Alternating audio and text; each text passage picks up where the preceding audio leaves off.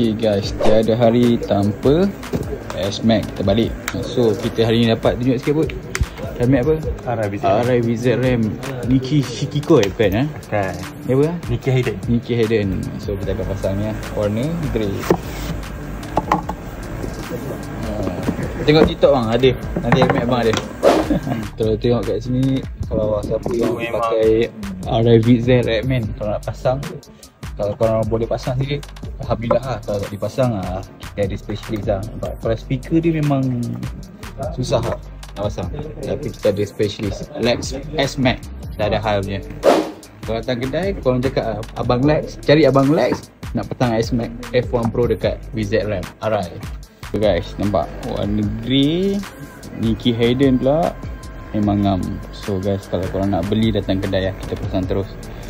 Barulah ngam. Sekarang pun S-Max banyak update lah, banyak feature-features yang baru.